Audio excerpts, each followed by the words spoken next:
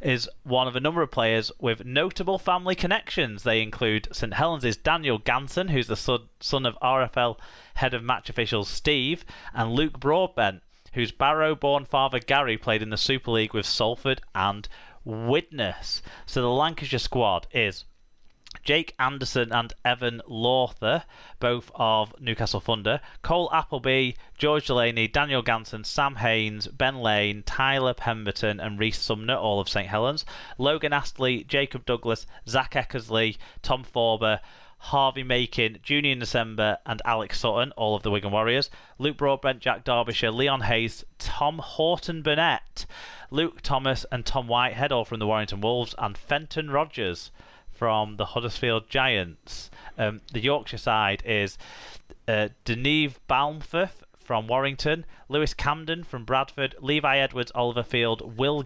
Gatus, Joe Hurd, Tom Nicholson Watton, Max Simpson and Mackenzie Turner, all from the Leeds Rhinos, Sam Esser, Pat O'Donovan and Leon Ruan, all from Wakefield, Jacob Hookham and Davy Litton, Callum Rutland and Nick Stavely, all from Hull FC, Connor Moore from Hull KR, Matty Nicholson from the Wigan Warriors, Ewan Park from London Broncos, Will Price, Kieran Rush from Huddersfield, Jason Gary and Kane Robb, both from Castleford.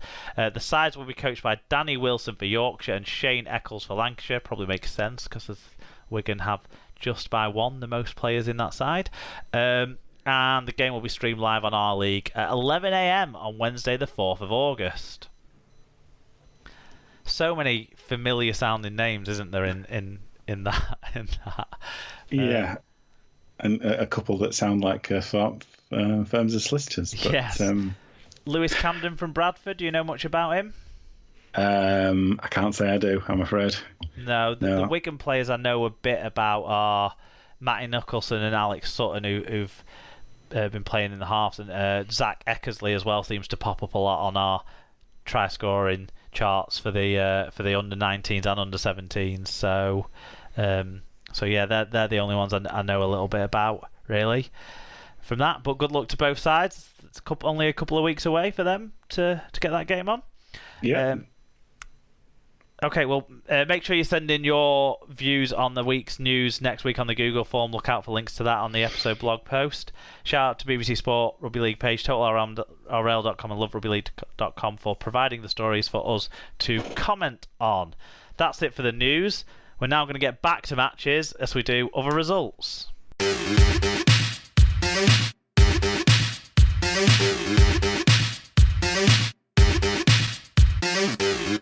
So we move into other results, and we start off with the Women's Super League. It was Leeds and St Helens had walkover wins over Huddersfield and Wakefield, respectively. They probably would have won by more than 24 if they'd turned up, but anyway. Yeah. In the other games, it was Warrington 12, Castleford 48. Featherstone 42, Bradford 12. Wigan versus York, it was the match on Twitch tonight, and the update I've got, unfortunately, Wigan, for you anyway, were defeated 12 points to 4 by York tonight. By them fucking mercenaries. Mercenary York. No, fair shout. Not a good night for Wigan, but it means I don't have to watch it. Great cut-out ball for Georgia Wilson's try, though. I did see that when we were just signing off from James earlier. In the standings, so ahead of the Wigan versus York game, Leeds were top on 100%. St Helens have 85%. Wigan would have joined them, but on 85% if they'd have won, but they didn't win, so they stay alone in third. Wigan do. York will improve from their 66% into something slightly better than that in fourth place. Cass will be fifth just on the outside with 66%. Featherstone are on 37%. Huddersfield have 28%. Warrington and Bradford both have 25%. And Wakefield are bottom on 0%. Yep. So there were also a couple of catch-up matches in the Championship and League One. Heavywell and Derby, it was Dewsbury 10, Batley 38. Convincing win for the Bulldogs. On Friday night, there were a couple of options if you were heading down to London. It was Friday Night Lights at London Scholars, and it was a draw. London Scholars 16, Doncaster 16. And if you were a bit slower going down the M1 and you stopped off in Coventry, you'd have seen them beat Keighley 24 points to 18. An excellent win for Coventry, that one. Without question. These are two results that need a bit more emphasis, don't they? Because Doncaster have been really strong at the start of the season. Scholars have probably been a bit disappointing for them, but to get this draw on what I imagine would have been one of their better opportunities to get people in the ground will have worked wonders for them if it's been publicised at all. But Coventry, Keighley the week before knocked off the league leaders Barrow, didn't they? Yeah. Gave Barrow their first defeat of the season, and then quite convincingly as well, and then go to Coventry, and this is a second big home win in a row for in recent weeks anyway for Coventry. So they're doing great stuff, that the Bears. Yeah, it feels like almost anyone can beat anyone in this league. It really does. It's very, very close. I think the top six is going to be very, very tightly fought. It's Barrow and Workington, then now with this Doncaster result, then the rest. Who are the other four? And it could be the other four could be any of the other seven, excluding West Wales. Yeah. Almost. Yeah. So any of six. Any of six, if my maths is right. Yeah. I think North Wales have found some form. Coventry clearly are throwing in some upset wins, and Hunslet are off the rails a bit. So it is up for grabs. Absolutely. Yeah. It's good. It was Origin Game 3, dead rubber as it was, but it still happened. It finished the New South Wales Blues 18, the Maroons getting some element of revenge, if you care about wins in dead rubbers, to 20. I didn't watch this. Me neither, because I couldn't care less. No, I'm really out of... And actually, this game might have, by the looks of it, been more exciting and to watch, but it's a shame it was Game 3, not Game 1 in that regard. Yeah, I was going to say there's no point turning up and playing like this in Game 3 when the series is already dead, but There you go. NRL Review got in touch. They've said for the final time, but we'll see. We'll see about that one. We'll see if David gets giddy. He must have another holiday coming up before the year's over. He said, the Magentas were great through the middle, but the Cyan Stars like Diesel Injection, Dr. Teeth. Who's Dr. Teeth? This is a new one. And Latrine could not rip them apart like games 1 and 2. The Red Sea partition did no parting, and on the Magenta Sea, and white on rice was less than impressive. Drop it like it's Hunt. Was great, and Herman Adams led the Magentas with Latrine missing a huge penalty goal at the end. Magentas 20, Cyans 18. Well, that's a good one to leave if it is the last one. Alan Walker said he was clearly talking about Origin 2021 Game 3 when the world's greatest living intellectual sang those immortal words, 2 out of 3 ain't bad. That's why the raindrops pushed down Trell's 2-pointer. There you go. But yeah, as neither of us watched it, I don't think we can really comment. No.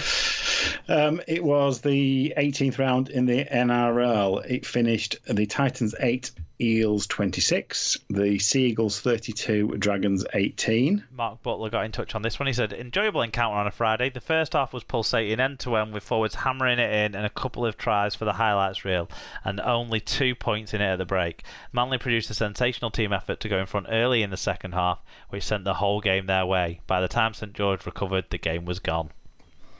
It was Cowboys 18, Roosters 34, Raiders 34, Sharks 18, Hodgson with 45 tackles and Sutton with 41 tackles. He also made 120 metres. Bit of both ways from Ryan Sutton there. Maybe we need to start watching the Raiders again now that the British guys are performing again. Alan Walker said, Ricky's Raiders are back on track. Hodgson's been put in his place, that he's not a 90-minute hooker, and extracts Elliott's the boss, and the cancer in the club's being cut out and nicked. Hold on. Extracts Elliott's the boss, and the cancer in the club's being cut out and kicked out of the club, the capital, and the country by Dr. Stewart. Now they match their coach, a grubby, niggly pest like rabbit, Jack Russell on coke. The Sharks are the same, but must have gone easy on the coke. It finished Storm 48, Knights 4. Dom Young with another try and 141 metres. I've said this a few times now, but do we have to talk about whether Jamaica are going to miss out on Dom Young now for this World Cup?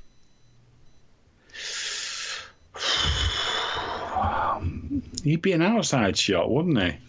But to be honest, I'd rather he played for Jamaica. I'd rather we spread the wealth. It finished Warriors 16, yeah, Panthers. It's not going to be the difference between England winning the World Cup and not winning the World Cup, I don't feel. Not unless he can pick up his heels a bit better than... Anyway, I won't talk about that. Warriors 16, Panthers 30. Broncos 24, West Tigers 42. Hurt Farmouth with a try assist. And Rabbitohs 32, Bulldogs 24. In terms of metres, Burgess beat Thompson 180 metres to 113. Alan Walker got in touch and he said, if this match had been 2 or 3 games out from the end of the regular season, Bennett would have thrown it like last year and gift the Broncos the spoon again. Either it's too far out to count or Wayne's got an even bigger trick coming. As it was, Cody gave the masterclass in the halves yet again. The Dogs worked hard, but they're down there with the Broncos for a reason. Glory, glory. So, in the standings, the Storm and Panthers stay at the top 2, both on 32 points, with the Rabbitohs their closest chasers on 30. Eels complete the top 4 on 28. Roosters have 24, Seagulls have 22, and the Dragons have 18. Sharks make up the 8 on points difference, with the Knights and Raiders also. So Raiders and Knights having also 16 points. The Titans, West Tigers, and Cowboys are on 14. Warriors are on 12, and Broncos are on 10. Bulldogs are on the wooden spoon with 6 points. Yeah, so that's it for other results. We're now going to move into predictions where we've got one less game to guess on. So let's make 5 guesses and see if we get 5 results to talk about next week, Alan.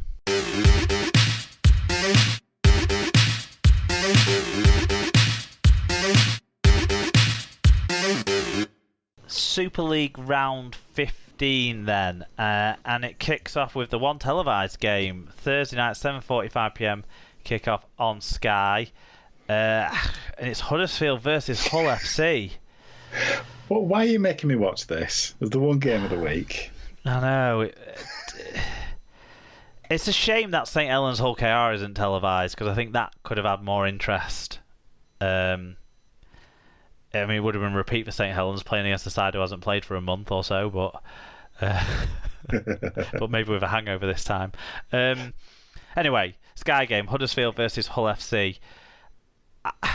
I'm not super sure on the Hull FC COVID recovery situation, but I am fairly sure that Huddersfield haven't got a great deal going forward other than in the odd flash. And I'm sure Will Price's odd flashes will get talked about in great detail, but they won't be enough for me. I think Hull FC will win by 10 points.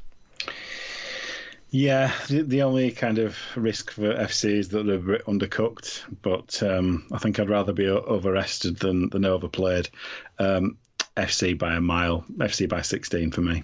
Fair enough. Lee versus Warrington is off because it turns out Warrington isn't the Featherstone of the West, it's the Hull of the West. As they are super COVID-y.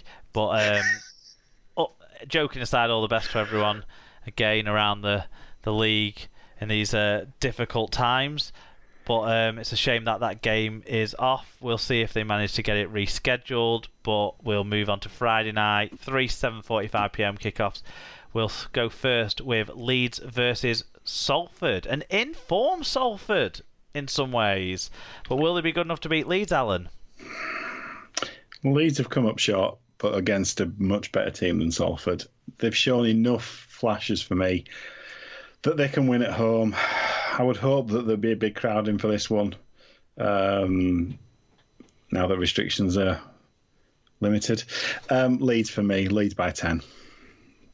Yeah, I remain to be convinced by Salford. I think if they could beat this Leeds side, I would say Salford are a 4-win side, but at the moment I feel like they've kind of got a little bit lucky with how their games have fallen. So I'm going to go Leeds by 12.